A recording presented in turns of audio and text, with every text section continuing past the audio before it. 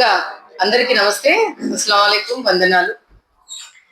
మరి ఈ కూటమి ప్రభుత్వం వచ్చి దాదాపుగా 2 సంవత్సరాలు పూర్తి కాబోతుంది. అందుకోసమే ఈరోజు వెన్నుపోటు అని చెప్పి ఒక బిరుదు ఇవ్వడం జరిగింది ఈ రాష్ట్రంలో. ఇదేదో వైఎస్ఆర్సీపీ పార్టీ వాళ్ళు ఇచ్చింది కాదు. వైఎస్ఆర్సీపీ పార్టీ వాళ్ళని కాదు కదా మీరు మోసం చేసింది. మీరు మోసం చేసింది ఆంధ్రప్రదేశ్ ప్రజలని. మీరు చెప్పిన సూపర్ సిక్స్లు, మీరు చెప్పిన యువతరాన్ని మోసం చేసింది, మహిళల్ని మోసం చేసింది, రైతుల్ని మోసం చేసింది. అలాగే ప్రతి ఒక్క సామాజిక వర్గానికి ప్రతి ఒక్కళ్ళు కూడా మోసం చేసుకుంటూ ఈ 2 సంవత్సరాలు మీరు పూర్తి స్థాయిగా విఫలమయ్యారు. రాష్ట్రాన్ని అభివృద్ధి ప్రదంలో తీసుకెళ్తున్నాను అని చెప్పి అమరావతి రైతులని, అమరావతిలో ఉన్న ప్రజలని వాళ్ళని మోసం చేస్తున్నారు.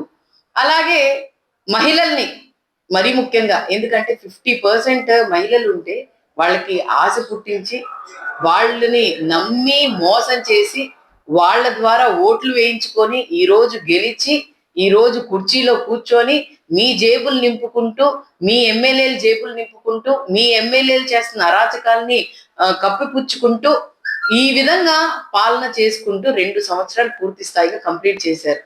దీనికి నిజంగానే మీకు ఒక బిరుదు ఇవ్వచ్చు, వెన్నుపోటు బిరుదు మీకు ఖచ్చితంగా మరి ఇవ్వాలని చెప్పి ఈ రాష్ట్రానికి మరి కేంద్రం ఇవ్వాలని కోరుకుంటున్నాను. ఎందుకనంటే బిరుదు ఎప్పుడైనా కూడా వాళ్ళు చేసిన శభాషని చెప్పడానికి ఇస్తారు. కానీ ఈ రాష్ట్రంలో అన్నిట్లో ముందంజలో ఉంది. ఏ దేంట్లో తెలుసా?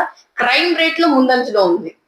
ఆడవాళ్ళని మోసం చేయటం, ఆడవాళ్ళని ఎన్నో అత్యాచారాలు జరుగుతున్నాయి, ఆడవాళ్ళని ఎంతో మంది ఇబ్బంది పడుతున్నారు. మీ ఎమ్మెల్యేలే ఎంతో మంది మరి రెడ్ హ్యాండెడ్ గా దొరికిపోయినా కూడా విక్టిమ్స్ మీద మీరు ప్రెషర్ పెడుతున్నారు, విక్టిమ్స్ మీద కేసులు పెడుతున్నారు తప్ప అసలు చేసిన ఎక్యూజ్ మీద మీ ఎమ్మెల్యే అని చెప్పి కదా ఆ ఎక్యూజ్ మీరు కాపాడుకుంటూ వస్తున్నారు.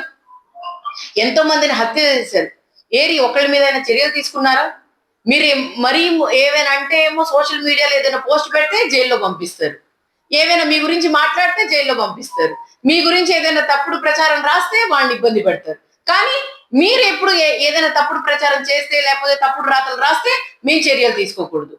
మీరు అలాంటి ప్రభుత్వాన్ని నడుపుతున్న ఈ కూటమి ప్రభుత్వానికి శబాష్ అని చెప్తూ మరి 2 సంవత్సరాలు పూర్తి చేసినందుకు మా నాయకుడు, ప్రజల నాయకుడు, ప్రజల వెంట ఉండే నాయకుడు మా జగన్మోహన్ రెడ్డి గారు 5 సంవత్సరాలు పరిపాలన చేశారు. 5 సంవత్సరాలు కూడా నిజాయితీగా, ట్రాన్స్పరెన్సీగా ప్రతి ఒక్క మాట, ప్రతి ఒక్క హామీ ఏమేం చెప్పారో అది నిర్వర్తించుకుంటూ ప్రజలకి ఇంకా మిన్నగా ఏం చేయాలన్న ఆలోచన చేసి ఆసరా, చేయూత, చేదోడు, ఈబీసీ నేస్తాం, కాపు నేస్తాం, అమ్మఒడి, అలాగే మీరు చూసుకుంటే మెడికల్ ఫీల్డ్ లో ఆరోగ్యశ్రీ గాని దాంట్లో ఎన్నో మార్పులు తీసుకొని వచ్చి ఇంటి వద్దకే మీరు చూసుకుంటే ఆరోగ్యం వచ్చే విధంగా, ఆరోగ్యానికి హెల్త్ డాక్టర్స్ వచ్చే విధంగా చూసి ఎంతో చక్కగా పరిపాలన చేస్తే జగన్మోహన్ రెడ్డి గారు ఏం చేశారు? ఇంకా మేము బాగా చేస్తాం అని చెప్పి మరి తల్లికి వందనం అని చెప్పి 3 నామాలు పెట్టి మరి ఈ విధంగా పరిపాలన చేసుకుని వస్తున్న ఈ కూటమి ప్రభుత్వానికి 2 సంవత్సరాలు ఇది మంచి ప్రభుత్వం, ప్రజల ప్రభుత్వం అని చెప్పుకుంటున్న ఈ కూటమి ప్రభుత్వం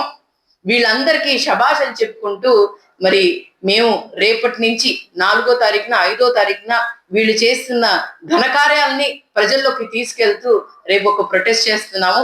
అలాగే 8వ తారీఖున మహిళలతో, యువతరంతో వాళ్ళందరితో పాటు ఒక సమీక్షగా ఒక మీటింగ్ పెట్టి వాళ్ళు వాస్తవాలు ఏంటి, ఏం జరుగుతున్నాయి అనేది చెప్పి చూపించాలని చెప్పి మా నాయకుడు జగన్మోహన్ రెడ్డి గారు ఆదేశించారు. అలాగే 12వ తారీఖున ఒక ర్యాలీగా వెళ్తాము. ర్యాలీ ఊరంతా తిరిగి ప్రజలకి ఏం చేశారో వీళ్ళు అని చెప్పి ప్రతి ఒక్కరు కూడా తెలియచేయటానికి ఈ కార్యక్రమం చేపట్టారు. సో 2 ఏళ్ళు చంద్రబాబు నాయుడు గారు వెన్నుపోటుకి 2 ఏళ్ళు అని చెప్పి ఈ కార్యక్రమాన్ని ప్రతి ఒక్క వైఎస్ఆర్సీపీ పార్టీ ప్రజల కోసం నుంచునే పార్టీ. ఈ పార్టీ ప్రతి ఒక్కళ్ళకు కూడా వీళ్ళు చేస్తున్న అరాచకాలని ప్రజల్లోకి తీసుకెళ్లడానికి మేమందరం కృషి చేస్తామని చెప్పి రానున్న 2029లో ప్రజల పార్టీని గెలిపించుకోవటానికి, వైఎస్ఆర్సీపీ పార్టీని గెలిపించుకోవటానికి ప్రజలందరూ విచ్చేస్తున్నారని చెప్పి తెలియచేసుకుంటూ మరి ధన్యవాదాలు.